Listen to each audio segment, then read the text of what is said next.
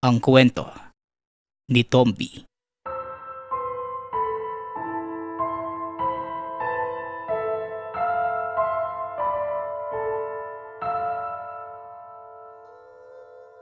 Ang kwentong ito ay hango sa totoong buhay. Mula ito sa isa nating tagapakinig na itago na lang natin sa pangalang Berto. Taong 1954. Probinsya ng Ilocos. Nang mga panahong ito kasalukuyang nagtatrabaho si Berto bilang isang tanod sa barangay. Gawa ng sunod-sunod ang nagrereklamong nawawalang bangkay na mga kaanak. Kaya minabuti ng kapitan na magtalaga ng magroronda sa sementeryo. Isa na nga dito si Berto at ang dalawa pang kasamahan. Sa bagong ginampanang tungkulin. Wala namang naging problema dahil sanay na sa puyatan ang binata. Ang kapalitan naman ay madalas na nakakatulog sa oras ng trabaho. Ngunit wala namang naitalang aberya sa mga pagkakataong yon. Ang tahanan ni Berto ay malapit lamang sa sementeryo. At sa katunayan, nasa kabilang kalsada lang kaya madalas. Kung may mga taong nagagawi ay madali niyang naitatanong. Lalo na yung mga hindi pamilyar ang muka. Sa ilang taong paninirahan sa lugar, bukas na ang isipan ng binata patungkol sa kakaibang nilalang. Madalas pa nga nitong payo sa mga katrabaho na hindi lahat ng makakasalamuhang tao ay totoo. Maraming pag-alagalang kaluluwa sa lugar. At lahat ng mga ito ay hindi mo napapansin. Ngunit kahit alam na ang mga bagay na yon, hindi naman nagtatangan ang binata ng anumang pangontra maliban na lamang sa itak na ginagamit na pangtaga sa mga kahoy. Isang araw 8:00 ng umaga, habang abalang naglilinis sa bakuran si Berto, may isang lalaking lumapit sa kanya. "Magandang umaga, Berto. Magbabantay ka ba mamaya sa sementeryo? Magpapasama sana ako dahil kinakailangan kong magpaumaga sa puntod ni nanay." Wika ng matanda. Napakunot naman ang noo ng binata. Dahil paano nito nalaman ang pangalan at ang katungkulan sa barangay gayong hindi pamilyar ang mukha nito sa kanya. Kaagad niyang tinignan ang lalaki kung may kanal ba sa pagitan ng butas ng ilong at bibig. Ngunit meron naman kaya napanatag siya na totoo itong tao. Nang mapansin ng matanda na hindi nagsasalita ang binata, kaagad siyang nagpakilala sa pangalang Mang Segundo. At nalaman ang impormasyon patungkol kay Berto dahil sa kakilala na isang kagawad. Nang mabanggit ang pangalan nito, nagtiwala na si Berto kay Mang Segundo. Bilang respeto na rin sa nakakatanda, sinagot niya ang tanong ni Mang Segundo at sumang-ayon na sasamahan ito. Dahil magbabantay din naman kinagabihan. Matapos ay umalis na ang matanda. Nag-abisong babalik na lamang sa 5:00 ng hapon. Wala namang ibang ginawa si Berto maghapon kundi linisin ang tahanan. Pagsapit ng 5:00, habang naghahanda ay dumating na si Mang Segundo. "Pwede ka naman pong mauna namang Segundo sa sementeryo. May nagbabantay pa din naman po doon Susunod na lamang po ako. Hindi pa kasi naluluto yung baon ko Wika ni Berto. Ngunit tumanggi naman dito ang kausap.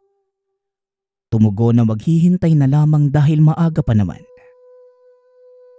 Lumipas pa ang kalahating oras. Nakarating na sa sementeryo ang dalawa. Habang pinagmamasdan ni Berto ang puntod ng inanimang segundo, bigla na lamang nagsalita ang lalaki. Alam mo ba, Berto? Kasalukuyang nasa lama yung isa ko namang kapatid. Ewan ko ba kung bakit sunod-sunod na lang silang namamatay. Nakakalungkot at nataon pang mag-uundas.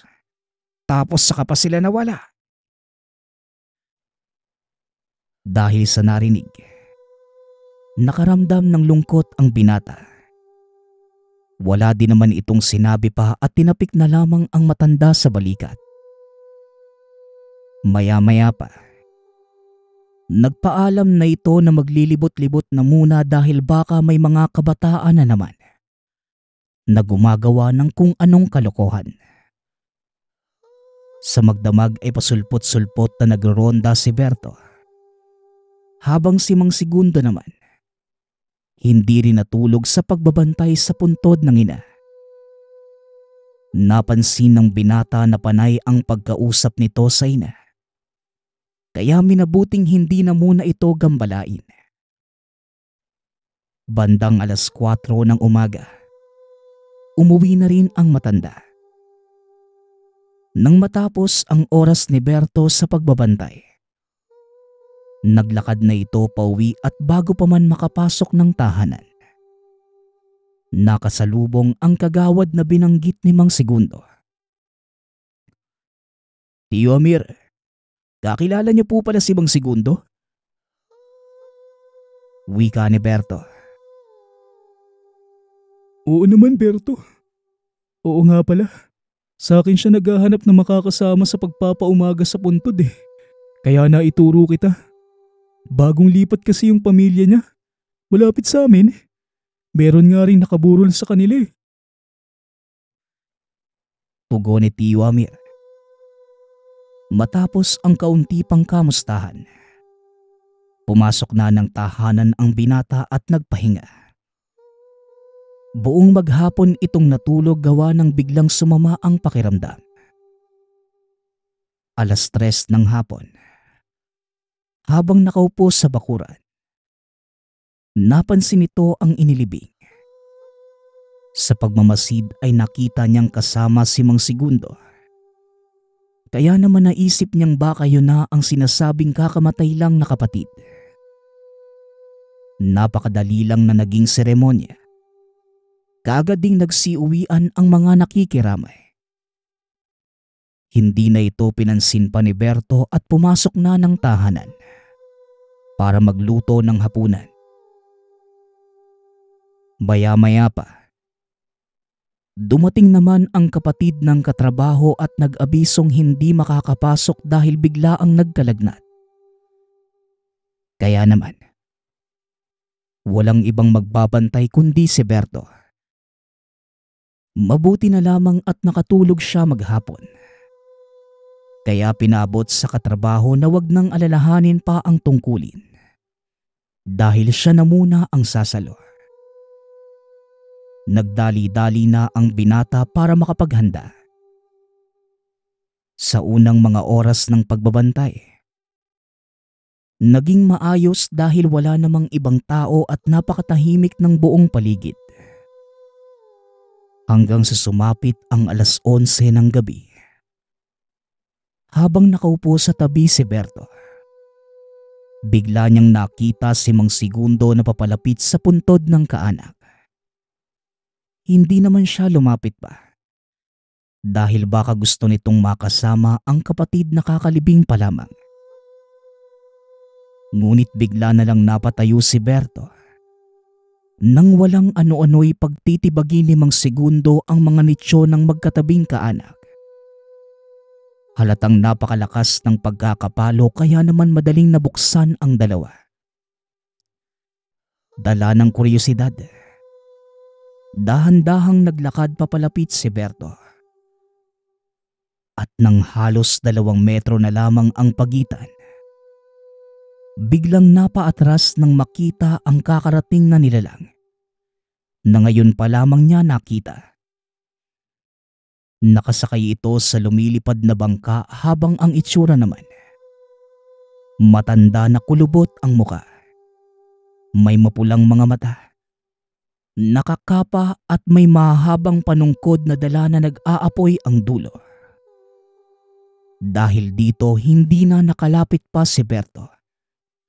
Gawa ng sobrang takot. Ngunit kitang-kita ng dalawang mata ang pakikipag-usap ni Mang Segundo sa nilalang. Maya-maya pa, hinugot na ang mga bangkay at sinakay sa dalang bangka. Halos manlambot naman ang tuhod ng binata dahil ang mga bangkay ay tila karne na basta na lamang kinuha. Kaagad namang umalis ang nilalang at sa pagkakataong yon, diretso niyang nilapitan si Mang Segundo para itanong ang pangyayari. Tandaan mo, Berto, kung ano man ang nakita mo, mas mabuting ilihim mo na lang. Dahil hindi mo gugustuhin na magalit ako. At siguro ayaw mo namang mabura dito sa mundo.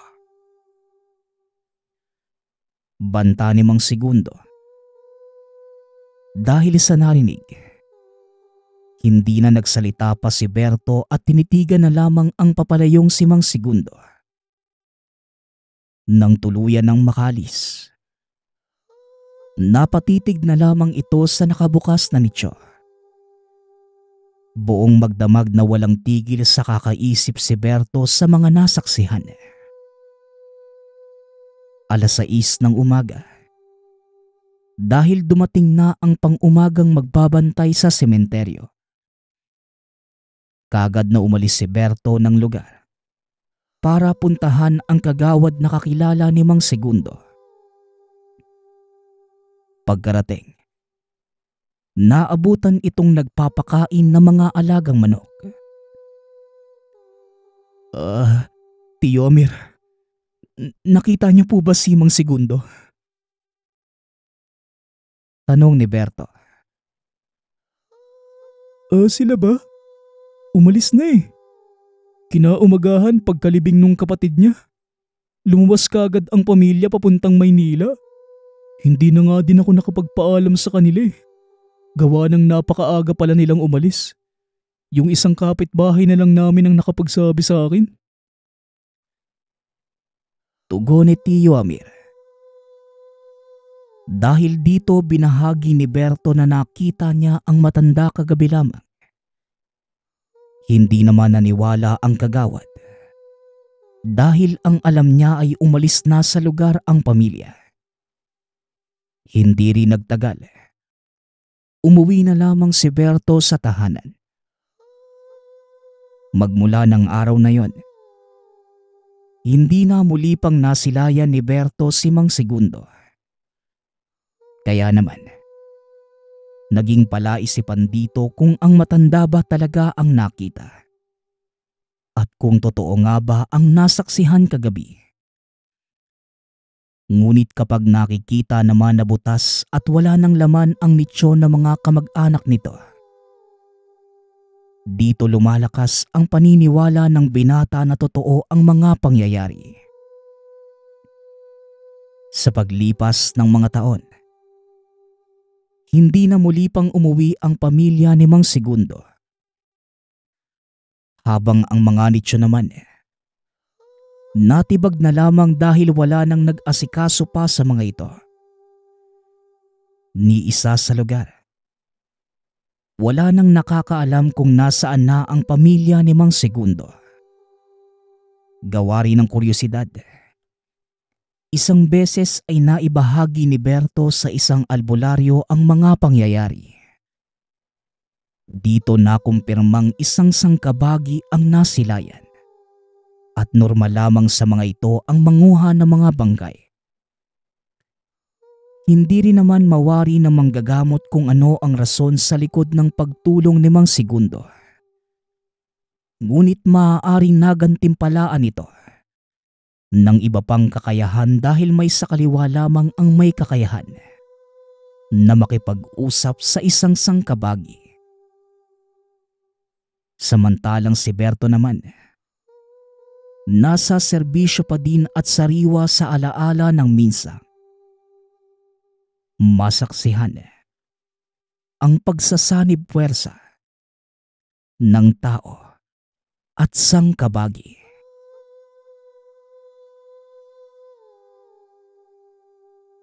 Ang kwentong ito ay hango sa totoong buhay. Mula ito sa isa nating tagapakinig. Naitago na lang natin sa pangalang Tonton. Taong 2000. Probinsya ng Leyte. Bata pa lamang ay malapit na kay Lolo Carlo si Tonton. Palaging nakakasama ng bata ang lolo sa lahat ng oras. Dahil nagtatrabaho ang mga magulang ni Tonton sa Maynila. Lolo, mas mahalaga po ba talaga ang trabaho nila mama kaysa sa akin? Kaarawan ko po bukas pero hindi pa rin po sila umuwi. Wika ni Tonton. Kaagad namang pinayuhan ng matanda ang apo. Mahalaga ang trabaho, apo.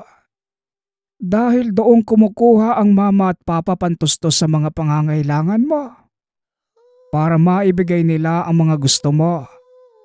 Kung hihinto sila sa pagtatrabaho, saan sila kukuha ng pera? Kaya naman unawain mo na lang sila, apo. Nandito naman ako para sa'yo. Ayaw mo na ba sa akin?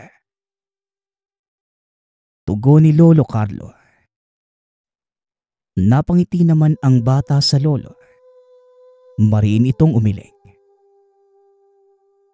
Siyempre po, namimiss ko lang sila mama at papa. Pero, siyempre ikaw pa rin ang the best lolo para sa akin. Masaya po kung kasama po kita. Muling wika ng bata. Basta po, palagi mong tatandaan. Lahat ng ginagawa ng magulang mo ay para din sa iyong ikabubuti. Kaya naman, huwag ka nang magtatampo sa kanila. Tugon ng matanda. Opo, palagi ko po yun isa sa isip. Huwag ka pong mag-alala, lolo. Kapag nakapag-aral ako at nakapagtapos, hindi na kailangan nila mama na magtrabaho dahil ako na po ang bahala. Wika ni Tonton. Sana nga hanggang sa tumanda ka, palagi mong isabuhay ang iyong mga sinasabi. Magsikap ka hindi lang para sa iba, kundi para sa iyong sarili din. Paalala ng matanda. Matapos ang pag-uusap na yon, nagkwento si Lolo Carlo tungkol sa mga karanasan sa buhay. Tuwang-tuwa naman ang bata sa mga kwento ni Lolo Carlo na talaga namang nakakaaliw. Kinabukasan, maaga pa lamang ay gising na ang matanda. Inaayos na nito ang mga handa ng apo na siya mismo ang nagluto. Ilang sandali pa ay nagising na si Tonton dahil sa pagsigaw ni Lolo Carlo. Lolo, may kaaway po ba kayo? Bakit sumisigaw ka po? Tanong ni Tonton. Ngunit tila hindi ito narinig ng lolo. Ang sabi niyo sa akin pupunta kayo ngayon. Mas mahalaga ba talaga yan kaysa sa apo ko? Simeon naman, kaarawan ng anak mo. Hindi ka man nangako. Sana nagkusa man lang kayo. Wika ni Lolo Carlo. Binaba nito ang telepono at napayuko na lamang dahil sa sobrang galit. Lolo, si Papa po ba yung kausap mo? Hayaan mo na lang po sila. Di ba nga po yung sabi mo, mas mahalaga ang trabaho? Intindihin na lang po natin. Wika ni Tonton habang nakangiti sa lolo. Naaawa si Lolo Carlo sa apo. Ngunit mas pinili nito na maging masaya para sa kanya. Maligayang kaarawan sa iyo, Apo. Sana napasaya kita sa mga niluto kong pagkain. Para sa iyo at sa mga kaibigan mo yan. Wika ni Lolo Carlo. Sobrang masaya po talaga ako, Lo. Kahit na wala po sila mama at papa, ayos lang po yun. Dahil alam ko naman po na nagsusumikap sila para sa akin. Tugon ni Tonton. Matapos ang araw na yon, nagpatuloy si Lolo Carlo sa pag-asikaso sa apo. Hanggang sa umedad 10 taong gulang na si Tonton, umuwi ang tatay nito sa probinsya at sinabi ang isang masamang balita. Tay, wala na po si Isabel. Naaksidente po siya sa trabaho eh. Hindi na nakaligtas pa. Wika ni Simeon. Hindi naman makapaniwala si Tonton sa narinig. Tay, ano pong ibig niyong sabihin? Tsaka, bakit hindi mo po kasama si Mama? Tanong ni Tonton. Apo, mas mabuting pumasok ka muna sa kwarto. Kakausapin ko lang muna ang papa mo. Utos ni Lolo Carlo. Kaagad namang sumunod ang bata kagaya ng sinabi nito. Mas makakabuti po kung sa Maynila ko nalang pag-aaralin ng anak ko. Yun din po yung bilin sa akin ni Isabel eh. Bago po siya pumanaw. Matagal na naming planong mag-asawa ang pagdala kay Tonton sa Maynila. Wika ni Simeon. Natahimik naman si Lolo Carlo sa sinabi ng anak. Ilalayo mo sa akin ang apo ko. Pagkatapos mo siyang iwanan sa akin ng ilang taon. Tapos, kukunin mo lang siya sa akin ng ganun-ganun lang. Hindi kita maintindihan, Simeon. Tugon ni Lolo Carlo. Tayo naman eh. Iniisip ko lang yung mas makakabuti para sa anak ko. At isa pa, malapit lang ang eskwelahan sa bahay na tutuluyan namin. Dadalaw-dalaw na lang po kami sa'yo. Kaya hindi mo kailangan magtampo o magalit sa akin. Muling wika ni Simeon. Narinig naman ni Tonton ang pag-uusap ng ama at lolo. Hindi ito makapaniwala sa mga narinig. Lalo na nang malamang wala na ang ina. Wala nang nagawa pa si Lolo Carlo. Hindi na nito napigilan pa ang anak dahil buo na ang pasya. Labis namang nalungkot si Tonton nang malaman na ilalayo na ito ng ama sa lolo na nakasama niya sa mahabang panahon. Sumama ka na lang po sa amin, Lo. Hindi ko po alam kung kaya ko na wala ka sa tabi ko eh. Nasanay na po akong nariyan ka palagi. Wika ni Tonton. Hinimas ng matanda ang ulo ng anak at matamis na ngumiti. Hindi ko pwedeng iwan ang lupain ko dito sa probinsya po. Tsaka ayaw mo ba yon? Makakasama mo na madalas ang papa mo. Di ba? Pangarap mo yon noon pa. Tugon ni Lolo Carlo. Makakasama ko nga po si Papa. Pero malalayo ka naman sa akin, Lolo. Wika ni Tonton. Dadalaw ka naman sa akin, hindi ba? Di magkikita pa din tayo. Basta palagi mong tatandaan ang lahat ng biling ko sa iyo, Apo. At ang mga payo na palagi kong binibigkas. Mahal kita, Apo. Kaya magpakabait ka hanggang sa muli tayong magkita. Bilin ni Lolo Carlo. Pangako po. Babalik po ako, Lolo. Dadalaw po ako sa'yo. Tugon ni Tonton. Nagyakapan ang maglolo at matapos na magpaalam sa isa't isa, umalis na ang mag-ama. Inisip noon ni Tonton na makakabalik kagad siya sa lugar na kinagisnan. Ngunit nagkamali ito.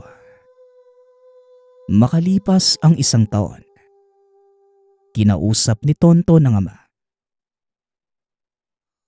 Anak, hindi tayo uwi ngayon sa probinsya dahil may sakit ang lolo mo. At isa pa, naroon naman ang mga pinsan mo at si Tio Mark mo. Kaya naman wala tayo matutulugan kapag nagkataon. Wika ni Simeon. Pero pa, nangako po ko kay Lolo na dadalaw ako sa kanya. Tsaka may sakit po siya eh. Baka mas kailangan niya po tayo. Tugon ni Tonton. Napabuntong hininga naman si Simeon sa sinabi ng anak. Huwag nang matigas ang ulo, anak. Para din naman sa kapakanan mo ang sinasabi ko. Kaya huwag ka na magpumilit pa. At isa pa, nando na si Tio Mark mo. Hindi mo na kailangang mag-alala kay tatay. Muling wika ni Simeon. Hindi na lamang nagsalita pa si Tonton sa sinabi ng ama. Dahil alam nito na magagalit lang sa kanya si Simeon kapag nagpumilit pa ito. Sa paglipas ng mga araw, mas lalong nag-aalala si Tonton para sa lolo. Hindi nito makalimutan ang mga aral na palaging sinasabi sa kanya ni Lolo Carlo. Sa pagdaan pa ng panahon, unti-unting nagkaisip si Tonton hanggang sa umidad ito ng 16 na taon. Nag-umpisa nang mag-usisa ang binata. Pa, bakit parang ilag ka sa tuwing pag-uusapan natin si Lolo? May tinatago ka po ba sa akin? Tanong ng binata. Mariing umiling ang ama sa tanong ng anak. Hindi mo pa mauunawaan sa ngayon ang sitwasyon ng lolo mo. Pero anak, para din sa kapakanan mo ang ginagawa kong paglayo sa lolo mo. Tugon ni Simeon. Ibig sabihin lang po, tama ang hinala ko.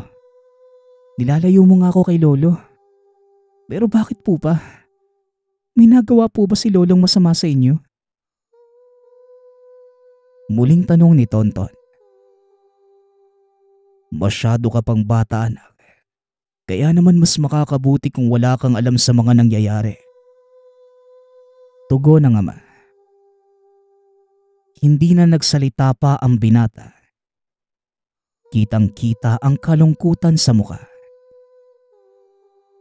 Basta anak, inilalayo lang kita sa kapahamakan.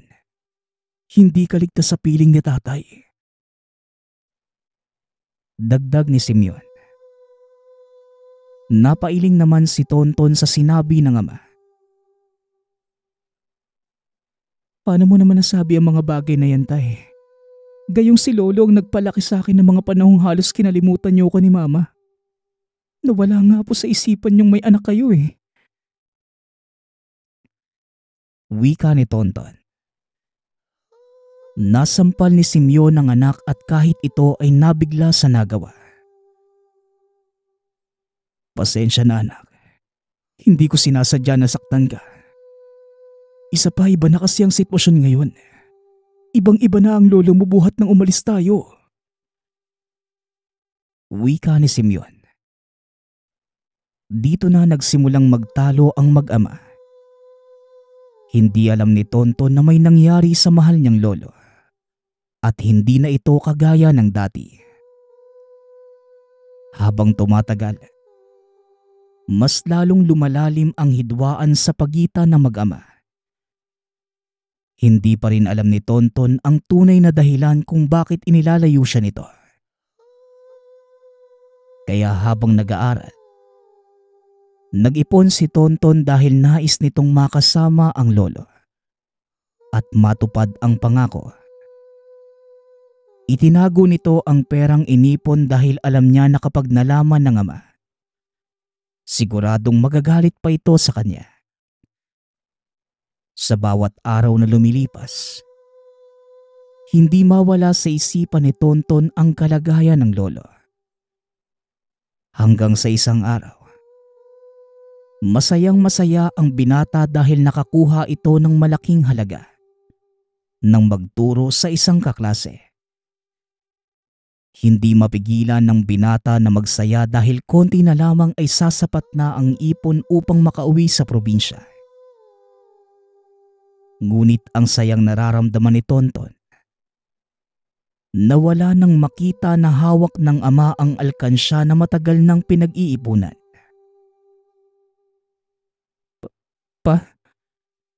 Bakit hawak mo yung alkansya ko? Amin na po yan. May pinaglalaanan po ko sa pera na yan eh. Wika ni Tonton. Pinilit ng binata na makuha ang alkansya. Ngunit hindi naman yung binibigay ni Simeon. Bakit ba napakatigas ng ulo mong bata ka? Hindi ba sinabi ko na sa'yo? Hindi ka dapat pumunta sa lolo mo dahil hindi na siya kagaya ng dati. Sigaw ni Simeon. Hinagis nito sa sahig ang alkansya ng binata. Nabasag ito at nagtalsikan ang mga naipong pera. Umiiyak naman si Tonton habang kinukuha ang mga perang nagkalat. Kung may hindi kayo pagkakaunawaan ni Lolo, sana naman wag niyo ko idamay. Isa pa matanda na si Lolo Carlo eh. Bakit ba ang damot-damot niyo? Kahit saglit lang eh. Gusto kong makita at makasama si Lolo. Mahirap pang pagbigyan yun. Tanong ni Tonton. Hindi mo alam ang sinasabi mo, anak. Inilalayo lang kita sa kapahamakan. Nadulot ng matandang yun. Tugon ni Simeon. Hindi naman makapaniwala si Tonton sa sinabi ng ama. Matanda? Pa? Yung matandang yun? Siya yung nag-alaga sa akin ng mga panahong wala kayo. Siya yung nagpalaki at nag-aruga sa akin habang abala kayo sa trabaho. Nakalimutan mo na po ba ang lahat ng yun? Lahat na mabubuting nagawa ni Lolo? Ano bang pinag-awayan niyo para magalit ka sa kanya ng ganyan, tay? Wika ni Tonton. Wala kang alam. Kaya itiko mo na lang yung bibig mo, Tonton. Dahil baka pagsisihan mo kapag pinagbigyan ko yung hiling mo. Tugon ni Simeon. Wala kang magagawa, tay. Hindi mo na po ako mapipigilan. Lalo pat sa susunod na taon. Nasa tamang edad na ako. Hindi mo na ako pwedeng diktahan. Wika ni Tonton. E di sige. Huwag mo akong pakinggan.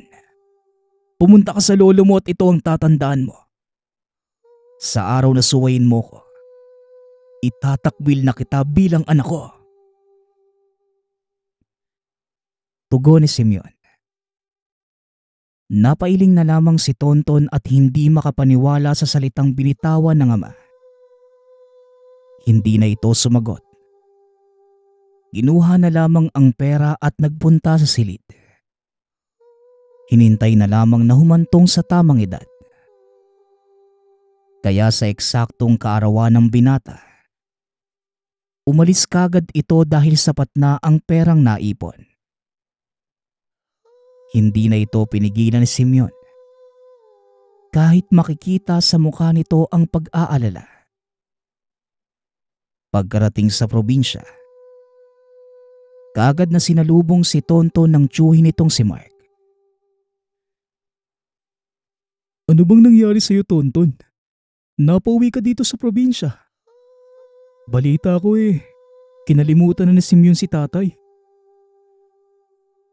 Tanong ni Mark. Makasarili si Papa eh. Hindi ko alam kung ano bang nangyari sa kanila ni Lolo.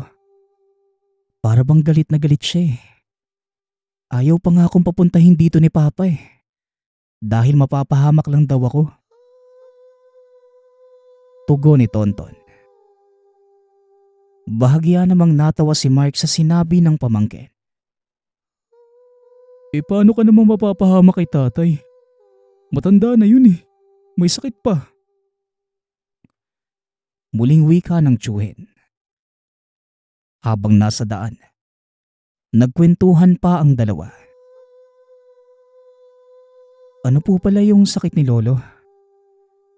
Tsaka, bakit hindi po siya sumama sa pagsundo sa akin? Tanong ni Tonton. Mahina na si tatay at madalang nang lumabas. Palagi lang nasa loob ng kwarto niya. Minsan nga nagwawala eh. Sa totoo lang, ako na lang ang naiwang kay tatay. Hiniwalayan na ako ng asawa ko eh. Sumama naman yung mga anak ko sa kanya. Natatakot daw sila kay tatay. Tugon ni Mark. Nagtataka naman ang binata sa sinabi ng tiyuhin. Bakit po sila matatakot kay Lolo? Napakabait po niya. Tsaka matanda na po si Lolo para katakutan. Muling tanong ng binata. Wala eh. Malaki nga yung pinagbago ni Tatay Tonton. Hindi na siya gaya ng dati. Panigurado kahit ikaw maninibago. Tugon ni Mark. Hindi naman naunawaan ng binata ang sinabi ng tiyuhin. Dahil hindi na ito makapaghintay na makita ang lolo na matagal nang nawalay sa kanya. Pasado 11:00 ng gabi. Nang makarating sa bahay ni Lolo Carlo ang magtiyuhin. Pagkapasok pa lang ay kagad hinanap ng binata ang lolo. Tiyo, nasan po si Lolo? Parang wala naman siya dito sa bahay ah. Tanong ni Tonton. Kaagad namang pumunta si Mark sa silid ng ama.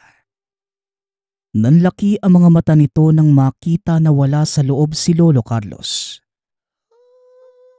Nalinti ka na. Tulungan mo akong hanapin si tatay. Nakawala siya sa pagkakakadena eh. Wika ni Mark. Dito na nagtaka ang binata. Ngunit sa halip na magtanong ay kumilos na ito. Tinulungan ang tiyuhin na maghanap sa lolo. Ilang sandali pa nakarinig ang magtiyuhin ng sigaw mula sa hindi kalayuan. Kaya kagad sinundan ng dalawa ang tunog. At nang makarating, kitang-kita ni Tonton kung paano atakihin ni Lolo Carlo ang isang babae. Tulungan niyo ako. Pakiusap. Ang anak ko, baka mapano. Wika ng babaeng buntis. Kagad naman itong nakilala ni Tonton. Kaya tinulungan niya ang babae. Mabilis namang inakay ni Mark ang ama na tila uhaw na aso. Napilit inaabot ang babae. Ate Milagros, ayos ka lang po ba? Pasensya ka na po sa ginawa ni Lolo. May sakit po siya eh. Kaya niya nagawa yung bagay na yun. Sana po hindi kumalat ang nangyari ha. Pagmamakaawa ni Tonton. Ayos lang. Nauunawaan ko naman pero kakaiba ang lolo mo kanina. Mas mabuti kung ipatingin niyo na siya. Dahil baka malala na ang sakit niya eh. Tugon ni Milagros. Napatango naman ang binata at hinatid na nito sa bahay ang babae. Pagka-uwi sa tahanan ng lolo, kaagad namang nag-usisa si Tonton. Tiyo, ano po yung ginawa ni Lolo kanina? Bakit po napaka-agresibo niya? Tsaka, kakaiba yung aura niya kanina. Para bang hindi na siya yun. Tanong ni Tonton. Natahimik naman si Mark. Muli nitong kinadena ang ama at nilak ang pintuan ng kwarto. Mahabang paliwanag pero wag mo na lang masyadong isipin. Sa gabi lang naman ganun si tatay eh. Kapag umaga, kalmado naman siya. Tugon ni Mark. Naawa si Tonton sa kalagayan ni Lolo Carlo. Naluha ito ng mga oras na yon. Naipatingin mo na po ba sa doktor si Lolo? Baka naman po malubha ang karamdaman niya. Kailangan ng tutok ang pag-inom ng gamot. Muling wika ng binata. Malalim namang napabuntong hininga si Mark. Tila nagpipigil ito sa galit. Ayoko na nga makarinig ng tanong, Tonton. Kasalanan to ng papa mo eh. Kung hindi niya sana iniwan si tatay, hindi magiging ganito ang lahat. Kaya pakiusap, huwag ka ng maraming satsat pa. Magpahinga ka na at gabi na. Bukas na lang tayo mag-usap. Wika ni Mark. Natahimik na lamang si Tonton dahil hindi nito gustong magalit ang tiyuhin. Nang gabing yon, hindi mapakali ang binata. Naririnig niya mula sa kabilang silid ang kakaibang tunog na hindi mawari. Napatayo sa higaan si Tonton. Para bang gusto niyang silipin ang kalagayan ng lolo, ngunit merong pag-aalinlangan.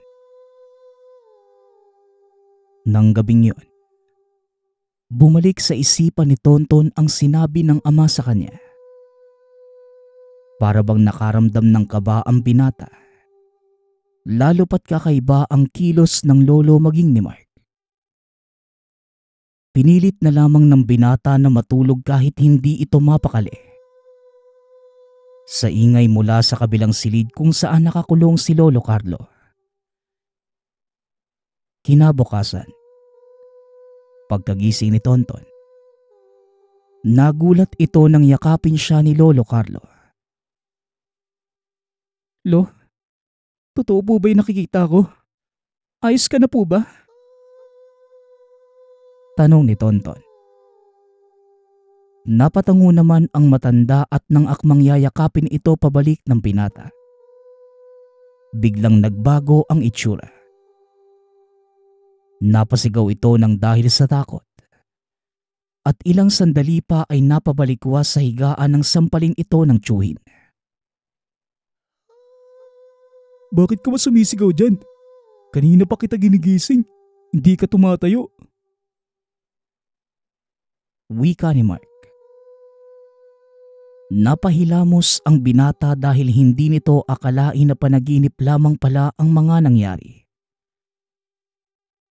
Binungot po ako. Si Lolo, gising na po ba siya? Tanong ni Tonton. Nag-aalmusal na siya sa kwarto niya. Kaya huwag ka na mag-alala.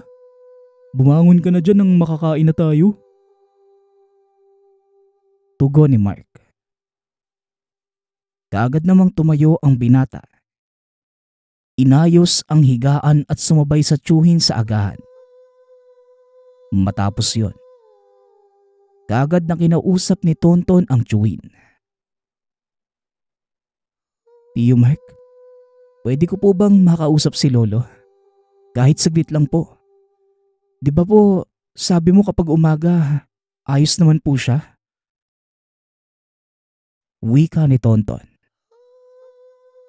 Napatango naman si Mark. Kaagad na binuksan ang kwarto. Awang-awa ang binata nang makita ang lolo na payat at halos hindi na makatayo. Umupo sa tabi ni Lolo Carlo ang binata at ngumiti. Apo, ikaw na ba yan? Ang tagal na kitang hinihintay. Nahihirapan na ako. Palagi akong kinakadena ng tiyuhin mo rito. Wika ni Lolo Carlo. Kaagad namang naluha ang binata. Tumayo ito at pinunasan ang luha sa mata. Nagpunta ito sa pintuan upang hingin ang susi sa tiyuhin dahil nais nitong ipasyal sa labas ang lolo.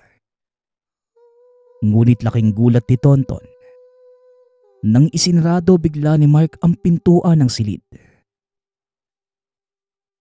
Ang tagal kong nagtiis ng dahil sa tatay mo. Nawalan ako ng pamilya dahil kinain ng aswang na yan. Ngayon, magdudusa ang tatay mo kapag nalaman niyang patay ka na. Sigaw ni Mark mula sa pintuan. Hindi makapaniwala si Tonton sa mga sinabi ng tiyuhin. Naguguluhan pa ito sa mga nangyayari. Tiyo, buksan mo to. Ano po bang sinasabi mo?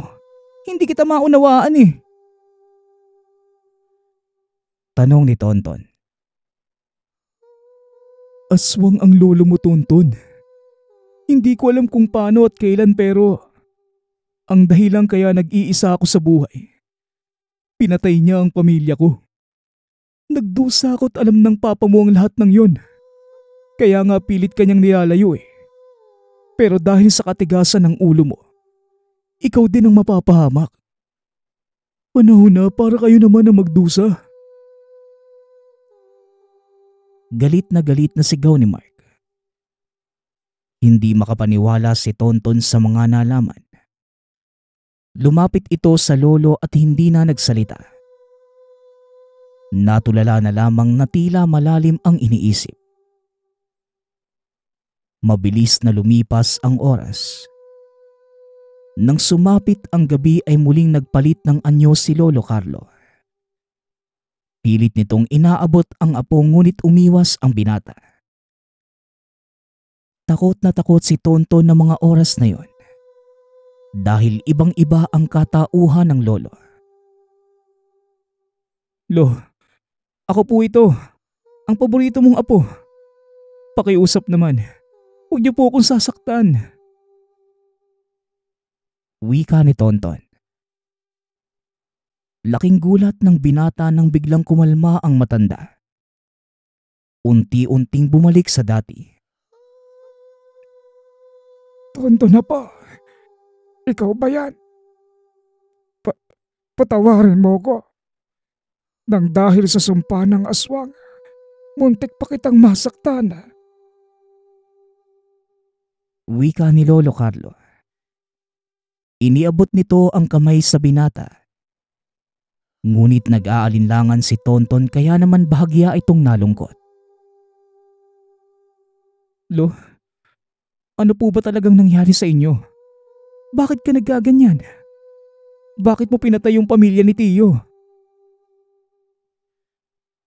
Tanong ni Tonton. Nakita ng binata na nasa wisyo na ang matanda. Kaya naman unti-unti itong lumapit. Hindi ko naman sinasadya yun na po. Nang dahil sa kalungkutan na naramdaman ko, nalulung ako sa sugal. Naibenta ko ang lahat ng ari-arian ko. Nakapatay ako ng tao dahil gusto kong ipaglaban ang aking karapatan. Pero isinumpa ako ng isang aswang. Nayang gawa ko pa. At ginawa nila akong kauri nila. Pagod na ako, Apo. Ilang beses na akong sinubukan na patayin ang sarili kong anak. Pero wala pa ding nangyari. Tugon ni Lolo Carlo. Nagulat ang binata sa mga sinabi ng matanda. Hindi nito akalain na tama ang sinabi ng ama. Ano po bang paraan para matapos na ang paghihirap mo, Lolo? Baka makatulong po ako. Muling tanong ni Tonton. Ang maipasa ang bertud ng pagiging aswang. Gusto ko na magpahinga po. Pero gustuhin ko man, hindi ko yun magawa. Pagod na ako, Apo. Gusto ko nang tapusin ang bagay na ito. Pagmamakaawa ni Lolo Carlo. Natigilan naman ang binata sa sinabi nito dahil alam niya na hindi basta ang pagiging aswang. Nagkaroon ng alinlangan ang binata. Ngunit sa tuwing napapatingin ito sa malalim na mga mata ng lolo, maging sa sitwasyon, lalong naaawa ang binata. Sige po, Lolo. Tatanggapin ko po ang pamana niyo. Kung yan lang po ang solusyon para matapos na ang paghihirap mo. Wika ni Tonton. Dito may niluwa ang matanda na bato na kulay itim. Pinasok yun sa bibig ni Tonton. Ramdam ng binata na tila may kung anong pumasok sa katawan. Matapos mailuwa ang bertud, nawalan na ng buhay ang matanda. Hindi makapaniwala si Tonton sa mga nangyari. Ilang sandali pa ang lumipas. Narinig nito ang galit na boses ng ama kasunod ng pagkawala ng malay ng binata. Nang muling imulat ni Tonton ang mga mata, nakita nito ang hindi pamilyar na lugar. Nakatali ang dalawang kamay at paa ng binata. Napapalibutan ito ng mga halamang gamot. Anak, mabuti naman at gising ka na. Kamusta ang pakiramdam mo? Wala ka bang kakaibang nararamdaman sa katawan mo? Tanong ni Simeon. Kaagad nitong tinanggal ang pagkakatali sa anak. Niyakap naman ni Tonton na mahigpit ang ama. Pasensya na pa kung hindi ako nakinig sa'yo. Tinanggap ko po yung pamana ni Lolo. Natatakot po ako na baka makapanakit ako ng ibang tao, tay. Wika ni Tonton. Lumapit naman ang isang matandang babae sa binata. Ako si Aling Pura, Tonton. Wala ka nang dapat alalahanin pa. Dahil natanggal ko na ang sumpa ng aswang sa katawan mo. Kaya ligtas ka na. Wika ni Aling Pura. Dahil bago pa man tuluyang kumalat ang sumpa sa buong katawan ng binata, napigilan na kagad ito ng matanda. Laking pasasalamat naman ni Simeon dahil hindi tuluyang naging aswang ang anak. Matapos ang pangyayaring yon, minabuti ni Tonton na makinig sa ama at inayos ni Simeon ang relasyon sa anak. Habang si Mark naman, dinala sa pagamutan dahil tuluyang nasiraan ang ulo. Matapos yon, pinagtulungan ng mag-ama na ilagay sa huling hantungan si Lolo Carlo. Magpasa hanggang ngayon, patuloy pa ring inaalala ni Tonton si Lolo Carlo. Kahit matagal na itong patay, sinasariwa pa rin niya ang mga turo at aral na iniwan sa kanya. At ang isa sa mga hindi niya makakalimutang naganap sa buhay, nang iwanan sa kanya ang pamana ng lolo. Ang kwentong ito ay hango sa totoong buhay. Mula ito sa isa nating tagapakinig na itago na lang natin sa pangalang Ambro. Taong 1989, probinsya ng Masbate. Nang mga panahong ito, kasalukuyang hindi na malaman ni Ambro ang gagawin. Dahil sa 2 taong lumipas, puro kamalasan at pagpaparamdam na lamang ng kung anong nilalang ang nararanasan niya sa loob ng tahanan. Nasubukan na rin niyang magpabendisyon sa pari. Ngunit maging ang mga ito ay kusang napapaatras dahil sa lakas ng presensya ng masamang nilalang. Habang ang mga albularyo namang naimbitahan, hindi basta-basta natatapos ang sinasagawang ritual. Dahil lahat ng ito ay nawawala na lamang ng malay. Sa araw-araw na nasa loob ng tahanan, nagagawa na rin nilang masanay sa mga nilalang. Ngunit nagagambala pa rin dahil madalas itong gumawa ng mga nakakakilabot na ingay sa hating gabi. Pasalamat na lamang ang amang si Ambro dahil wala ng bata sa loob ng tahanan. Ang anak niyang lalaki ay binata na rin at ang asawa naman nito ay matapang pagdating sa mga ganitong bagay. Sa katunayan, nagtatrabaho ito sa simbahan kaya naman nasubukan ng maglagay ng altar sa loob mismo ng tahanan. Ngunit lahat ng naiuwing estatwa kung hindi naabutang basag, bigla na lamang natatagpuan sa basurahan. Kaya naman, hindi na muli pang nagkaroon ng estatwa sa tahanan. Kaya naman tuwing 6:00 ng hapon, nagiging kalbaryo sa pagdarasal ng pamilya ang kung anong ingay na naririnig tuwing binabanggit ang mga sagradong kataga. Sa kabila ng lahat, hindi naman magawang iwanan ng pamilya ang tahanan. Dahil pamana pa ito ng mga magulang ni Ambro at wala din namang iba pang malilipatan. Isang araw, walang pasabing dumating ang kapatid ni Ambro na si Senyo kasama ang sariling pamilya. Kagaya niya, may isa rin itong anak ngunit 4 na taong gulang pa lamang. Ayon sa kapatid, makikitira muna sila sa tahanan dahil sobrang kapos na nila sa buhay. Wala na ding iba pang matitirahan dahil pinalayas na sa nirerentahang tahanan. Hindi naman niya kayang tiisin ang kapatid, kaya kagad siyang sumang-ayon. Nang unang linggong pananatili ng kapatid, wala namang naging problema ang pamilya. Masipag naman ang asawa ni Senyo kaya mas gumagaan ang mga gawaing bahay. Hanggang sa bigla na lamang nagkaroon ng kung ano nung nakikita ang anak ni Senyo.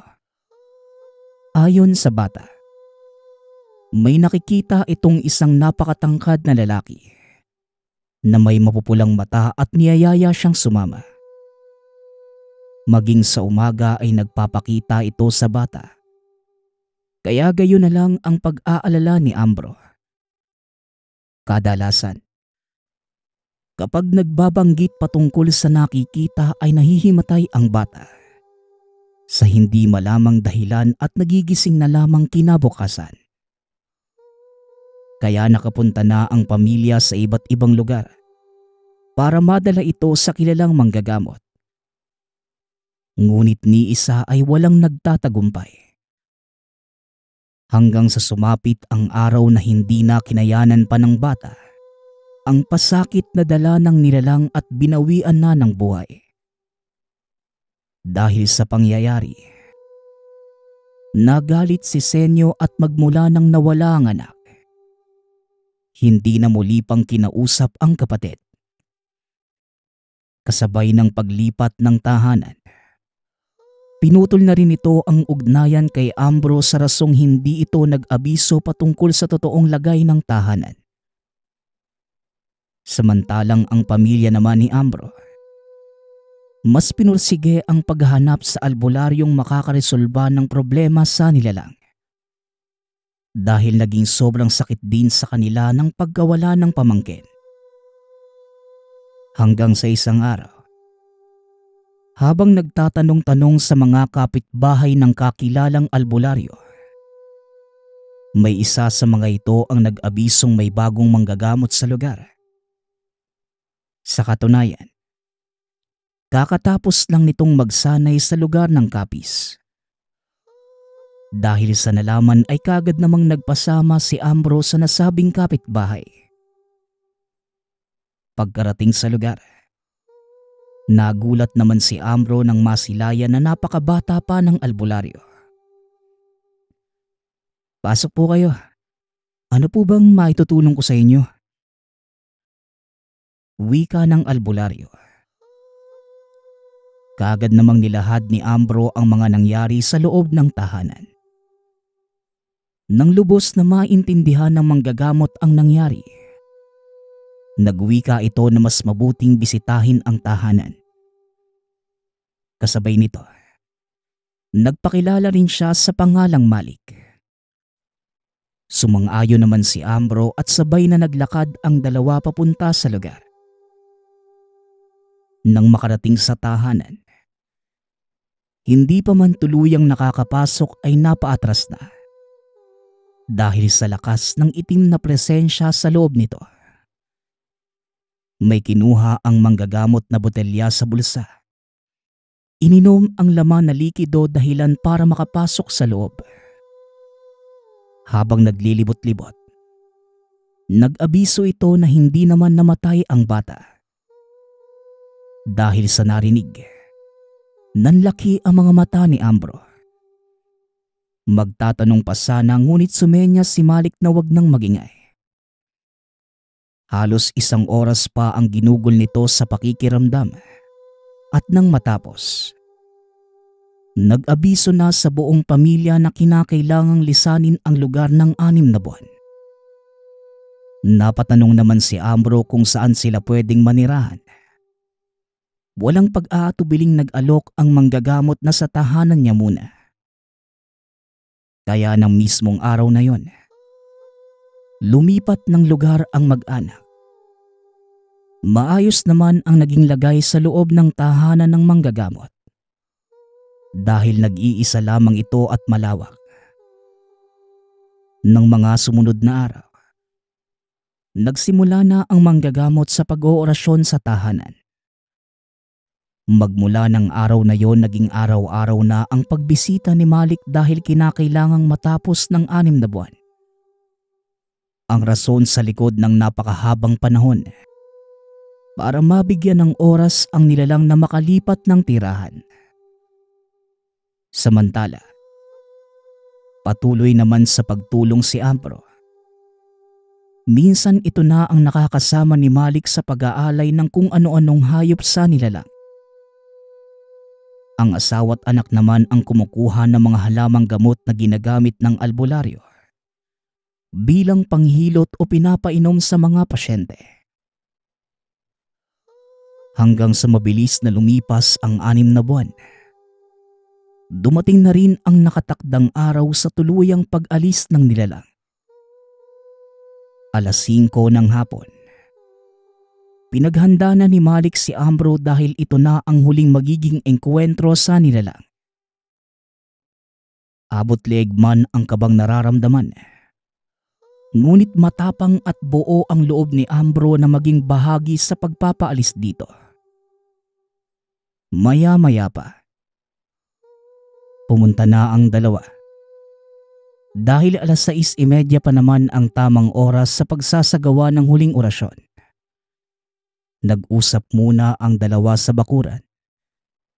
Isa sa mga inihabili ni Malik ay bago pa man tuluyang bumalik ng tahanan. Kinakailangang mag-alay siya ng 2 baboy. Nang mapansin na tama na ang oras, kaagad na nagsimula ang albularyo ng orasyon. Habang si Ambro naman, nakaalalay lamang sa likod. Patuloy lamang ito sa pagmamasid at labis na lamang ang kilabot na naramdaman. Nang biglang nakita ang anak ni Senyo, tumatakbo palapit sa kanya. Nang tuluyang makalapit ay bigla siyang niyakap ng bata. Ramdam ang panginginig ng buong katawan. Walang ano-ano eh. May isang napakatangkad na lalaki na tumambad sa kanilang tatlo. Nakakakilabot ang itsura. Kulubot ang muka. Sobrang haba ng ilong at may mapupulang mga mata. Kinakausap ito ng albularyo at hindi kalaunan. Lumabas na rin ng tahanan. Matapos ay nagyayana ang albularyo na umuwi muna sa sariling bahay para makapagpahinga ang anak ni Senyo. Pagkarating sa tahanan, hinilot ng manggagamot ng langis ang buong katawan ng bata. Itim na engkanto ang tumira sa tahanan niyo. Mahirap mang paniwalaan pero totoo talaga ang mga ganitong nilalang eh. Ayon sa pakikipag-usap ko kanina, pumayag ito na 2 baboy kada buwan, kapalit ng kapayapaan sa loob ng bahay niyo. Ayos lang ba sa inyo yun, Ambro? Tanong ng albularyo. Dahil sa narinig na salitang payapa, kaagad napatango si Ambro at nangakong tutuparin ang 2 baboy bilang alay. Matapos ang kaunti pang bili ng albularyo, inuwi na nito ang bata sa sariling pamilya. Halos mahimatay ang nanay nito at natanong kung paanong nangyaring buhay pa ang bata. Inilahad na lamang ni Ambro ang buong pangyayari at diretsyong umalis. Dahil bahala na ang mag-asawa kung maniniwala ba ang mga ito o hindi. Nang sumunod na araw, iniwan na lamang ang 2 walang buhay na baboy sa pinto. At kagaya ng inaasahan, wala na ito kinaumagahan. Sa pangalawang araw sa tahanan, dumating si Senyo at kinausap si Ambro. Aaminin ko, mahirap mang paniwalaan ang sinabi mo. Pero maraming salamat dahil bumalik na ang anak ko. Wika ni Senyo. Napatango na lamang si Ambro. Sinamahan ang kapatid sa albularyo para lubos na maintindihan ang pagkawala ng bata. Ayon dito, tinagulang ng nilalang ang bata dahil nagustuhan niya ito. Gawa ng magaling ang albularyo na gawa niyang mabawi ang bata. Ang katawan naman na nilibing nila ay wangis lamang. Kaya wala talagang nakakagamot sa mapanlinlang na sakit na pinataw. Nang muling makauwi ang 2, labis na lamang ang paghingi ng tawad ni Senyo sa kapatid. Dito nag-umpisang bumalik ang samahan ng 2. Magmula ng araw na yon, naging payapa na ang tahanan ni Ambro at buwan-buwan pa rin ang pag-aalay. Samantalang naintindihan na rin ng asawa ni Senyo ang totoong nangyari sa anak. Dahil sa hindi rin maiwasan ang usap-usapan sa lugar. Paminsan-minsan ay napagkakamalang aswang ang pamilya. Dahil sa bigla na lamang nabuhay ang bata. Maging ang pag-aalay rin ng baboy ni Ambro, naging palaisipan sa mga kapitbahay. Hindi naman tinugunan pa ang lahat ng yon. Bagkus labis na lamang ang naging pasasalamat. Dahil sa manggagamot na galing sa kapis. Nagpapasalamat nga pala ako sa nagpadala ng ating kwento. Nawa ay nagustuhan niyo ang inyong napakinggan. Ang opinyon ko lamang sa kwentong ito. Dapat umpisa pa lamang sinabi na ni Ambro yung kalagayan ng bahay nila. Paano na lang kung hindi dumating yung albularyong galing sa kapis? E di habang buhay na nilang pinagluluksaan yung peking katawan ng bata. Kaya tayo, matuto tayo na maging totoo. Huwag tayo maglihim ng mga bagay na kailangang malaman ng isang tao. Dahil baka sa huli, pagsisihan natin ang lahat ng yon. Muli, nagpapasalamat ako sa lahat ng sumusuporta sa ating channel. Nawa ay patuloy niyong suportahan at pakinggan ang ating mga kwento. Hanggang sa muling pakikinig. Paalam.